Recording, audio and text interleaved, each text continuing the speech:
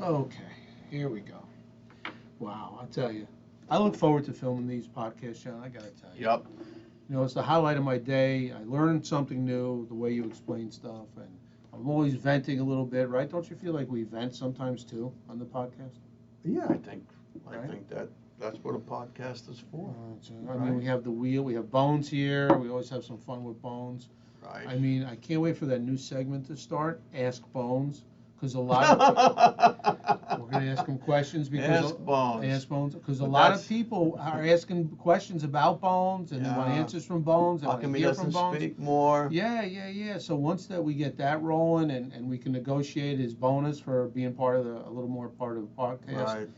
then we could do that. But I mean, I really look forward to these videos. That's for sure. These podcasts. All right. Yep. All right. So let's do a countdown. Okay. 5, 4, 3, 2, 1. Welcome back, friends. Welcome back to the next episode of The Jersey Alchemist.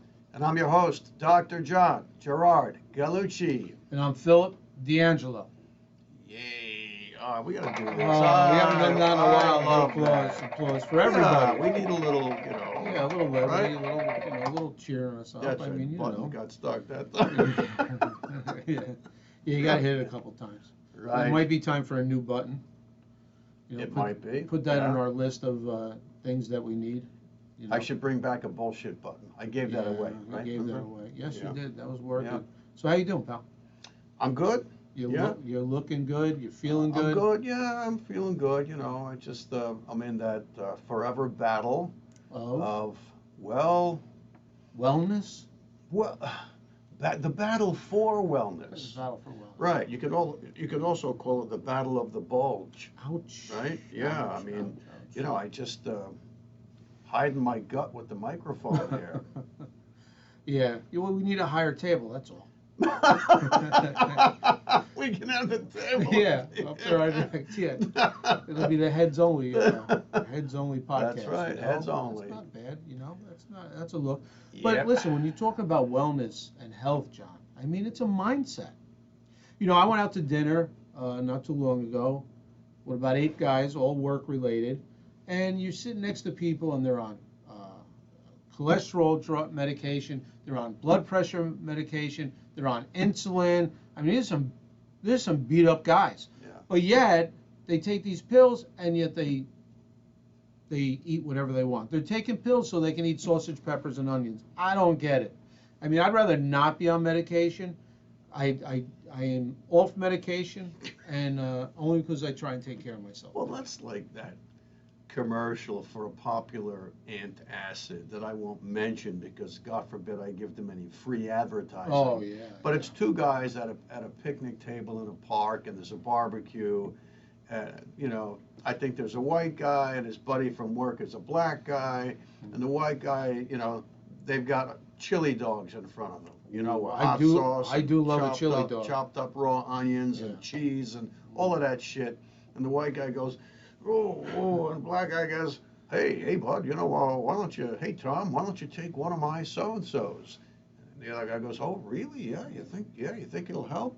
And then, you know, he reaches for it, then it's cut to the next scene where the guy's going, and that little intermediate segment was a little graphic about the stomach and the fire in the stomach, and you put this tablet in there, and the steam, and it goes away. And now it cut back to the picnic, and the guy says, oh, yeah, oh, everything's good now. And he has his 3rd chili dog. Yeah. That's exactly what you're talking about. That's exactly, and I don't understand the mindset, because who wants to be on medication, you know? You know, there's a saying, I don't know if I used it before on podcasts, you know, I'm not a big fan of police, especially when you get in trouble, so I stopped committing crimes. And I'm not a big fan of doctors. I'm not a big fan of doctors. Right. So I started No taking offense taken. No offense. So I started taking care of myself. I mean, these are 2 groups of people that are going to tell you, once you're in their world, they're going to tell you what to do, where to go, when to do it, and how to do it. Yeah. And I'm not big. That's always been my problem. I don't listen well. You know, I don't take orders well. I mean, I'll take them if I have to from a higher up, a boss at work or a high-end customer. But in my personal life, that's probably why I'm divorced. I mean, I don't. You don't take orders. I don't well. take orders well. There you go. You know, yeah, there you go, brother. I don't take orders well. So, to my detriment. But I used every negative, and we try and turn it into a positive. Right. So, that being said, I don't like to deal with those two groups of people when I'm not in control. Let me do what I have to do. And taking care of yourself is a #1 priority. John, especially at our age. I mean, we're not, think of what we threw at our bodies in our 20s, 30s, and 40s. Right? So now it's time to pay the toll, because nothing is for free in this world. So if you're eating a lot and you're not drinking a lot, or you're smoking a lot, even if you're working a lot and you're not getting a lot of sleep, I mean, at our age, it's gonna hurt, and it's gonna hurt bad. Right. And I want to say that during the agricultural era, if you got appendicitis, there's a good chance you were going to check out. You were going to die. Agricultural era, that means hand in dirt, plowshares, donkeys, ox, horses, a well or a river a mile away from the house with a bar carrying, the buckets, all of that stuff that you see in the third world. That's all the stuff that happened in North America. Forever and ever, amen, prior to 1871. Now, it still happens here and there and everywhere, but 1871 was that date kind of marked as the cusp between the agricultural era and the industrial age, or the industrial era. And with the advent and the growth of the industrial era, in come the robber barons. And the robber barons were the landowners, and then the railroad owners, and then the business tycoons. And then slowly but surely, they ate away at all of the mom and pop industries. Local bakeries in town. When I first moved into the town I live in 21 years ago, there was a bakery. It wasn't very good, and it was gone not long after we moved in. But there weren't any real good bakeries like there were down in Newark or Bloomfield, or some of the great bakeries like, I think, Marker's Bakery in Montclair. They were really, really good, formidable bakeries that were beloved for decades and decades and decades. They were the real thing. But the reason why I'm talking about, we talking about big pharma, or we're talking about healthcare. Healthcare. I mean, healthcare, lifestyle big change. pharma, the whole thing. It's all tied together with the food processing industry. So, with the advent and the growth, the ingrowth, like a cancer of the industrial era, foods were being manufactured that are not good for us, right? They're not. From Mrs. Paul's frozen dinners to fast food chains, they all grew and grew from the 60s until the present moment, and they were specifically designed to make us unhealthy. Never mind how easily, how accessible they were. How about, like, one of the business models of the Coca-Cola company was to have a Coke machine in sight wherever you went. Wherever you went. In the high schools, at doctors' offices and office buildings, at the police station. There were Coke machines everywhere. And what was it serving up?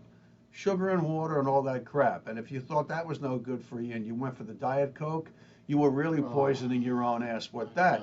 So all of a sudden, we're wondering why we're stressed out over debt, the debt slavery thing, and then we reach for the convenient, easily accessible food and drink, purposely manufacture it so it poisons your fucking ass, and then we turn to a doctor who is no longer a free thinker, who's co-opted by the fucking Rockefellers from 120 years ago, and all they do is write a prescription for a drug coming from Big Pharma, which says, here, take this drug, take it every single day, make Big Pharma more and more and more wealthy, and you can still be the pig consuming poisonous foods and drink at your own behest.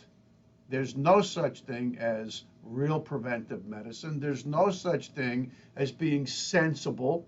No, it's just let your dog. God, here it is again. The wide gate versus the narrow gate. The wide gate is falling prey to. There's an old expression when it comes to your health and food and drink. Whatever is advertised on TV, don't eat it and don't drink it.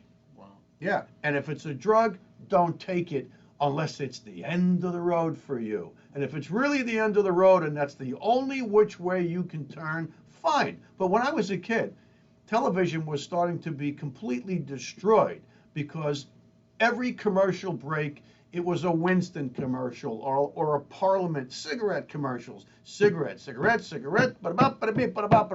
By the time the evening was over, you saw 150 fucking cigarette commercials. And then it got so bad that they actually banned the commercials from television. And then the magazines, where every other page it was a cigarette commercial.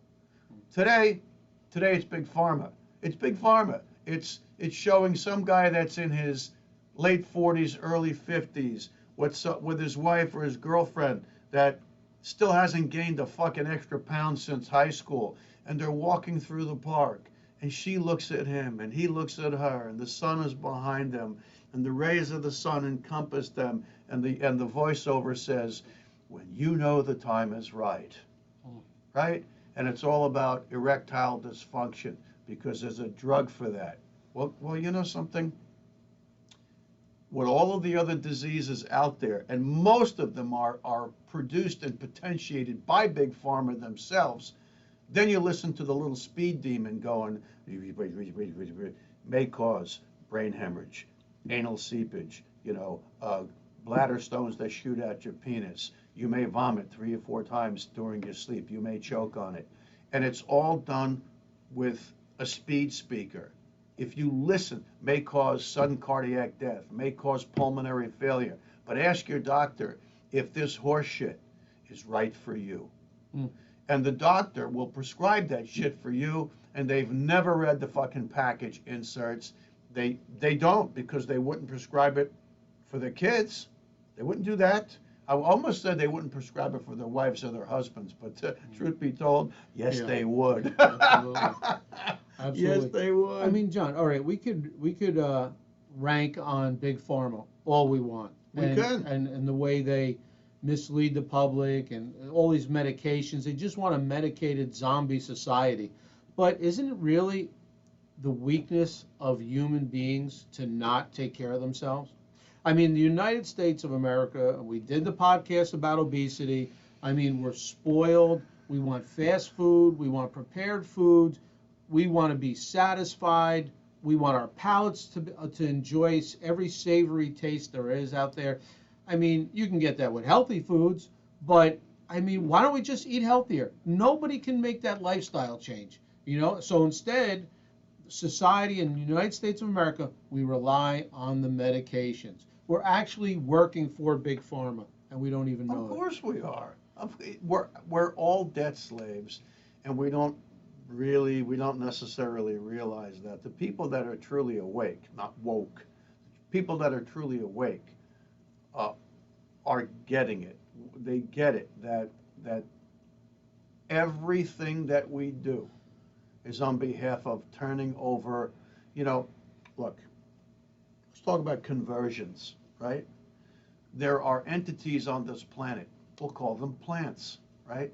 And plants, through photosynthesis, these are the green plants that contain chlorophyll, through photosynthesis, they convert raw sunlight to energy that comes in the form that will sustain and nourish our bodies. The animals like cows can eat grass and they can break down the cellulose products that are in grasses and plants that we can't. So they can extract different items out of that plant material than we can. But it's all a conversion. The negative entities on this planet use us as the converters, and our life force, our energy is being converted through our hard work and our intent and our anxiety and our stress. It's being converted to a form of energy that they steal. They're like a bunch of fucking vampire bats. Some of them outright drink blood.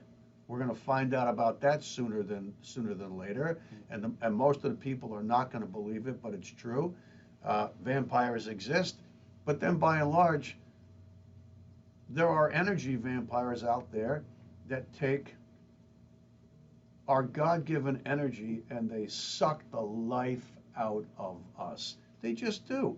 And I say that the healthcare profession sucks the life out of people. The banking industry overtly sucks the life out of people. One of my former mentors, Dr. Bruce Lipton, has a huge presence on social media. He's a writer of multiple books, and he's lots of video productions. He's terrific. He was terrific as a neurobiology professor in medical school. He was a great guy. He was way before his time. And if you look up Bruce Lipton and the biology of belief, our belief and our strength and our consciousness has been stolen and rerouted by the dark entities on this planet. And it's all a lie. We just don't know it. So we get up and we go to bed at night with anxiety. We only have one thought in our head, generally, unless some horrible other happenstance is invading our consciousness. And the next morning we get up and it's a rush to get to work on time, to deal with some boss that so many times your bosses are douchebags. Ask me if I have any experience with bosses in my career that were douchebags. No, they were fucking douchebags. No names named. No. I'm happy to say so. So we go all the way down that line, and the anxiety that's produced in us and the stress that causes elevated cortisol levels, that causes weight gain, and it makes us so busy and so exhausted and so harried that who the fuck is going to make homemade raviolis like grandma or mom? Who's going to do that? The answer is nobody.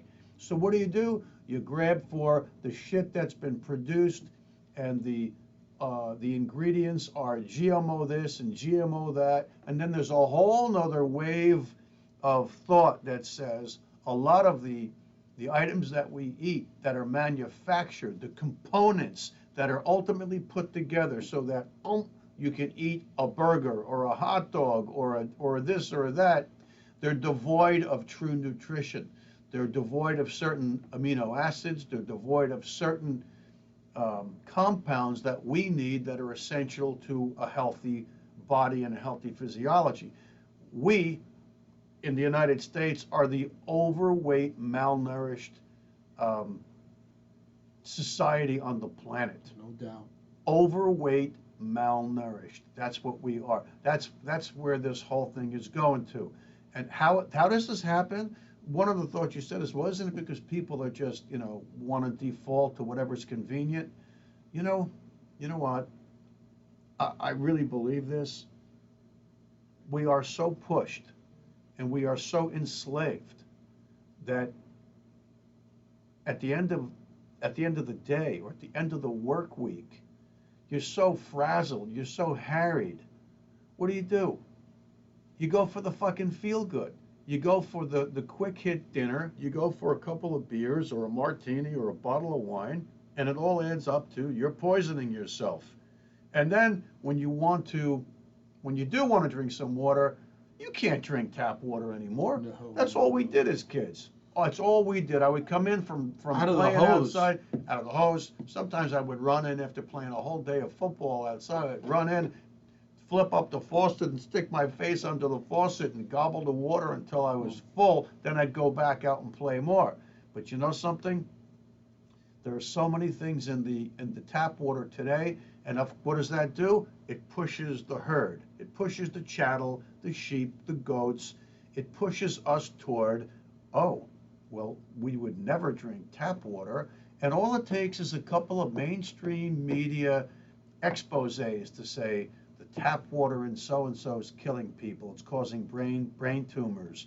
Or look at the tap water in Flint, Michigan, those poor people. So all it does is reinforce in the minds of the people, never drink tap water. Don't even put it in your fucking coffee maker. So what do? We stock up on bottled water. Meanwhile, Lake Mead, somewhere between Nevada and the Pacific Ocean, is running dry. It went dry about 7 or 8 years ago during a drought, but the scumbags at the Nestle Corporation were still draining the groundwater to purify it, to sell it back to people, and they said it's their right to do so because they paid for the rights, and you as a citizen have no right or privilege to fresh drinking water. Therefore, fuck you, you must drink our water. If it sounds like I'm on a nasty, annoyed rant, of course I am. What am I supposed to play violins and say, oh, Nestle's such a wonderful company? No, they're not. And by the way, if you think, well, you'll never buy Nestle water, if you go and buy Poland Spring, it's owned by Nestle since the 80s. If you go and buy Deer Park, it's owned by Nestle. It's called a monopoly. And the big tech, big companies, the big pharma, the big agriculture, the big food producers, the big water companies, the big healthcare companies monopolize everything. And then how are we left to do anything other than grab what's convenient? How? John, I think it comes down to one word for society, and especially the United States, and that is weak. Oh, I thought you were going to say begins with an F, ends with an ED. We're fucked. Oh, well, we are fucked. If you're weak, you're fucked. That's for sure, because then you're just going, with, like you said, with the herd. I mean, all this stuff, like, you know, like you said, all right, we're all stressed. We don't have time. We're all running. But you know what? If you just took the time to buy healthier food, prepare healthier food. People don't read the labels. They don't read labels, but it does take time to eat healthy. It does cost more money to eat healthy. There's no doubt about it. Yeah. The processed food is cheaper, it's quicker, it's all the above. Lazy. And you have to, something has to click. Now, at my advanced age, I had a gallbladder attack November 1st, 2018. Okay, 7 hours of excruciating pain. I finally went to the emergency room, and the doctor basically called me a fat fuck. Okay, the quote he used was, "You have." Right. I was like, Doc, I'm in the gym. What are you talking about? So I was heavy. There's no doubt about it. I mean, I did work out, but I punished my gallbladder for 50-something years. So at some point, it just was going to explode. So he comes in. And they do. And they do. And he comes in. He insults me. And then he says, we're taking it out. And I said, no, you're not. I said, talk to me about gallbladder, about what happens when a gallbladder had this excruciating pain. Right. Too much fat, too much fat going in your system all at once, and that clogs, and then you're in trouble. Okay, so all I have to do is eliminate fat, and I'll be fine. He goes, yeah, but you'll never do that. That'll never happen. Well, I mean, here it is. I had one more attack after that, as we know. But 4 years later, I still have the gallbladder, and I'm still, that's my like lap band. That keeps me healthy. I dropped some odd pounds, and I'm eating healthier. I mean, your gallbladder is like a little demon in there, and it goes, hey, Phil, you're getting some weight. Yeah, like, whoa, what's that? What's that? Yeah. But you know what, John? I decided not to be lazy. I decided not to be a sheep and just go, okay, or I'll continue to eat healthy. I know people, because gallbladders are part of the conversation with me now, that got their gallbladder out so they could just keep eating bad food. Yeah, well, that's I'm not going to do it. And I'm not going to do it. I'm going to make a healthy choice. I'm going to spend the time to go shopping to 3 or 4 different stores, buy the right food, prepare the right food every morning before I go to work in my lunchbox. And that's what I'm at least trying. Yeah. If it's going to I work, know. You're right. if yeah. it's going to work, it might not Right. work, but I'm at least trying. Right. More people have to at least try. Right, and I'm not going to tell you something that's designed to make you acquiesce and say, okay, all right, I'll go see a surgeon, get my gallbladder. But you know, by and large, a lot of people who have had an attack or two with their gallbladder, it's usually due to the presence of gallstones, right? Correct. Statistically, you're going to Ouch. those people are going to need their gallbladders taken out. And John, I It's may like my it someday. fucking colon. Yeah. I don't mind saying it, you know, but I had a problem with my colon, you know, and you know, there's an old expression from the psychiatry rotation in medical school, and they throw these sayings at you to see who knows what they really mean. One was the tongue is the enemy of the neck, right? And if you understood, what does that mean? The tongue is the enemy of my neck. How could my tongue be the enemy of my neck? Well, because if you say the wrong thing to the wrong person, especially in ancient times, you got your throat cut. So your tongue is the enemy of your neck. But for me, I think with an overlying world and a life of massive stress, my mouth was the enemy of my colon. It just was. And it, for you, it's your gallbladder. For me, it was my colon. And you know, Well, I know you've made adjustments. I didn't have any idea that my lifestyle was destroying my colon. And, you know, and if you destroy your colon, guess what? Your colon's going to destroy you. Oh yeah. And so I had 5 attacks of diverticulitis. Each one was worse than the next. And while I was recovering from that little green thing with spikes that fly around that go up your nose, I had to have an extended sigmoid colectomy, and that was fun. And yeah. But you've made changes. You've adjusted your lifestyle. I have, and you didn't just, you know. Am I perfect? No, I'm not. You know, and am I in as good a shape as I could be? No. And for me, and other people experience the same thing. Other people are incessant joggers. They're out there, you know, 4 seasons, in the snow, in the rain, in the sun, They're jogging their 5 miles, their 12 miles, and they got that crazed look on their fucking face, and they're going, and they're going, and they're going. I can't do that because I wasn't born with the ankles or the knees to do that, because I blew out my knee a long time ago, and one of my ankles I blew out, believe it or not, in high school. So I can't do that. So what do? I default to a gym workout and lifting weights, which I happen to love. That's as good as it's going to get for me. Could I get on an exercise bike? Yeah, I guess I could. Can I go do the old man walk and do 10,000 steps a day? Yeah, I was doing good with that too, but you know what? I don't know, man. I just hit, maybe I'm lazy regarding that. Maybe I should get up at 6 o'clock every day, and no matter the weather, go on the old man walk. Maybe I should. But you're working out. You adjusted your nutrition. Yeah. I won't say the D word, diet. It's nutrition. Yeah. And at our age, that's what you have to do. You're not being lazy. Yeah. You're not just being a sheep and saying, all right, what pills do I have to take? You're actually making an effort to try. And that's all you can do. Ask people. Is just make the effort. Right. You know, if it doesn't work, it doesn't work. With my gallbladder, listen, if what I was doing wasn't going to work and had to come out, all right, so be it. But I'm at least going to go down fighting, John. Right. I'm not going to be some sheep or some, you know, cream puff and just like, whatever, doc, you know, do what I... So if you just bring all of this stuff together, right, to me, what's happened on this planet, and of course this is going to go back thousands of years. Just think about. Want to pause? No. Just think about the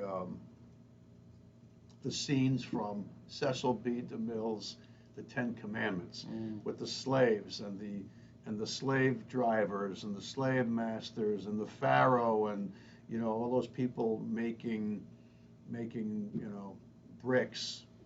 And when the bricks were kilned or whatnot, then they were building these big monuments and all of that stuff, right?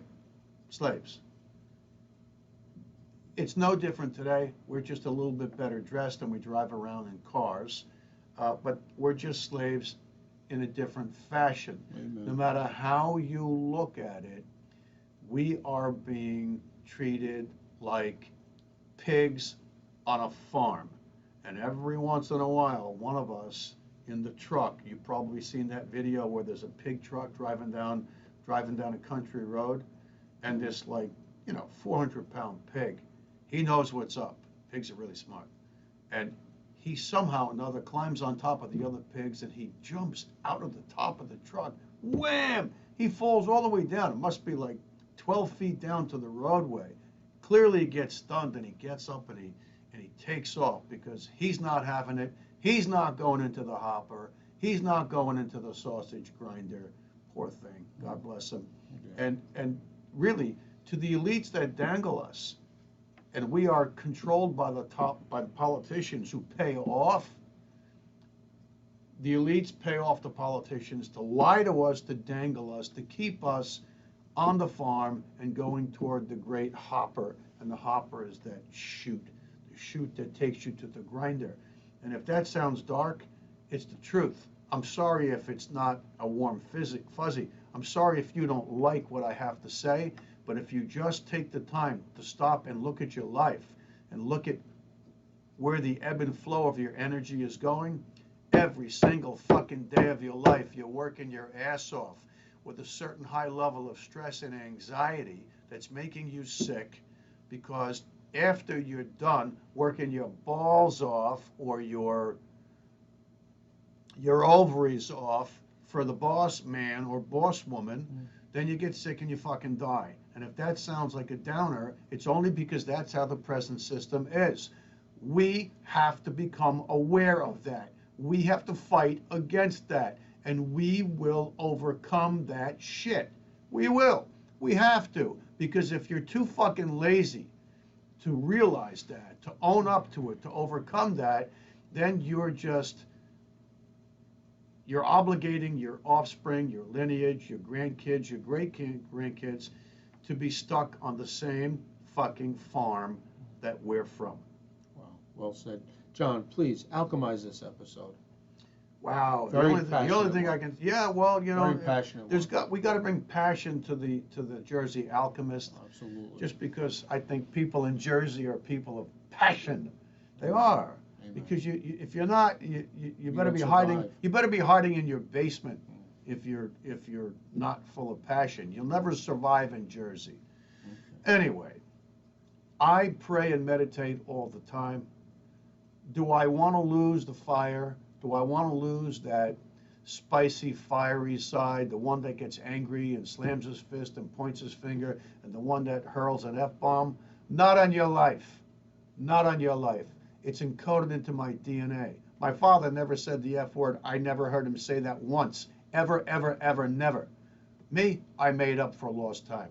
So I would say, dear God, please, please, please, please, allow the message of the Jersey Alchemist podcast, which is to wake up people, wake up, open up your hearts and your minds to your God Center. Open up your hearts and your minds to the Holy Spirit, not the dark side, not Baal, not Lucifer, not Satan, not Molech, or as the Kabbalah guru would say, Moilech.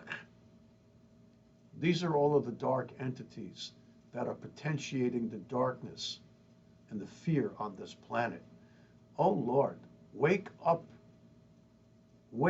your people so that we can see what's happening, so that we can move consciously with our hearts and our minds ever closer to the kingdom of God. And I'll evoke Archangel Metatron. Archangel Metatron, bring humanity into the flow of God's river of love and light. Amen. Wow, John, another great episode. Thank you for enlightening us with that. And people, take control of your destiny as much as possible. Don't be lazy. Get up. You know, I want everybody out there, just like that movie, Peter Finch, was that it? I'm mad, Network. I'm mad as hell, and I'm not going to take it anymore. Well, become mad as hell. Take control of your life, and, you know, make yourself a better person for doing it. Absolutely. Thank you for watching us on the Jersey Alchemist. Like and subscribe, please, because if you subscribe and like, it helps the algorithms get us a little bit further out of the darkness into the light so that more people can see us. It's all about the message, people. Absolutely. It's all about the message. Keep us going. And we're not asking you to like and subscribe. We're telling you. Jersey style. Till next time. Peace. All right. God bless.